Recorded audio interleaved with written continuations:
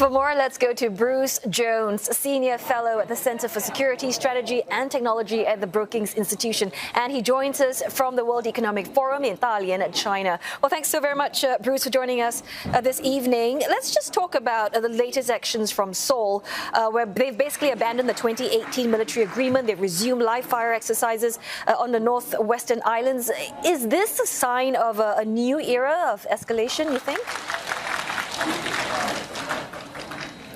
I think what we're dealing with is a situation where, actually in several different regions, countries sense a degree of weakness in the West. They smell blood in the water, if I can use that phrase, and they're testing the West and they're testing the alliances in Asia and in Europe to see how far they can get. That's very dangerous. And in Asia, I would say that North Korea is the most challenging and the least stable actor, and they're testing what they can get away with, and that's going to lead to a lot of instability. And Bruce, let's talk about the motivations, though, behind South Korea's decision. Big picture-wise, what are the implications for their military strategy, and how does it fit into their broader defense posture? But South Korea obviously has to deal with several different issues simultaneously. In the region as a whole, we're looking at mounting U.S.-China tensions, an escalating arms race, and South Korea is trying to position itself to survive and thrive in that context. I think the most important thing that we've seen is the easing of tensions between South Korea and Japan, with a great deal of diplomacy from the United States behind that. A lot of credit to Secretary of Defense Austin, by the way, for that.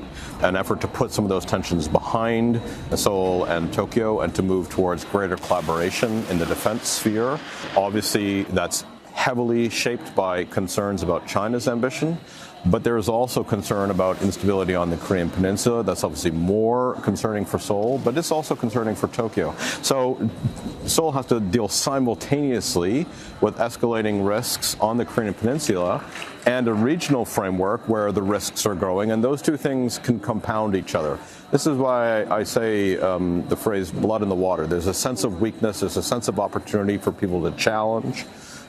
People know that the United States is heavily focused on the China challenge. That creates some opportunities for others to test the water, see what they can get away with. And I think Pyongyang is doing that. They're seeing how far they can get. Obviously, with Russia, there's the kind of new agreement, and there are different ways to challenge the West in Asia. Yeah, I hear what you're saying, Bruce. Pyongyang testing the waters. Based on their latest missile launch, it has failed. But, are you concerned about North Korea's hypersonic missile technology, if it's a viable threat, or you think it's just more of saber rattling? Well, I think we're seeing several different countries in the world develop serious technologies in the hypersonic space. Obviously, the United States has had it for a long time, but now we're looking into maneuverable hypersonics. That's a slightly different technology. North Korea has it, Russia has it, China has it. Look, anything that we develop that speeds the delivery of weapons, shortens the time for decision making, which shortens the time for crisis management and diplomacy, and is inherently destabilizing. So I do worry. It's less because the specifics of North Korea's weapon, but hypersonics, increasing the speed of delivery, reducing the speed for diplomacy and crisis management, do increase risks. Are you worried that there's a likelihood of further escalation in the coming days or weeks? I don't know about coming days or weeks, but I do worry a lot about escalation in the coming months and years, I can put it that way.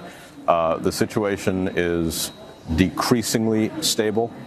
I think it's very important and very useful that Xi Jinping and Biden in San Francisco met and established some diplomatic mechanisms to try to limit the speed of escalation of tensions in the U.S.-China relationship. Both sides have kind of taken a step back. That reduces tensions in the region as a whole, but they don't go away. They will continue. We're still in an arms race. The tensions are still real. China's strategy and America's strategy are still in serious tension. And South Korea has to position itself like that, against that. Singapore does, Japan does. All the countries in the region have to position themselves against that. And North Korea is going to continue to look for opportunities to advance its agenda, whether it's on the nuclear front, on the missile front, or the military front as a whole. It's going to continue to look for opportunities to destabilize and prosper in that destabilized context. Yeah, so Bruce, can you just elaborate a little bit more on that? Because you talked about U.S., China, so how do you think they're reacting to these recent escalation in the Korean Peninsula? I mean, does that mean that they're talking more, or that they're forced to talk more because of what's happening in the Korean Peninsula? Yeah, I mean, I think that the primary focus for the United States has been, as I said, on trying to help Tokyo and Seoul put some of the tensions that had been there in the relationship recently behind them, move towards a diminished tension, move towards greater collaboration. We've seen, I think, very striking progress in trilateral diplomacy and defense cooperation, South Korea, Japan, and the United States. I give a lot of credit to Secretary Austin for that, as I've said. That's been the primary American strategy, is rather than South Korea feeling like it has to face the Korean Peninsula and the wider dynamics on its own, if instead it feels confident, increasingly confident, in this sort of regional alliance structure, in the relationship with Japan, in the deepening relationship with the United States. Australia is part of this as well. Britain, we have a kind of growing collaboration, a growing coordination among a number of American allies in the region. That's going to help cause countries to feel relatively stable or secure, even as the risks are mounting. Some great insights there. Thanks so very much for your time and thoughts. Bruce Jones, Senior Fellow at the Center for Security, Strategy and Technology at the Brookings Institution.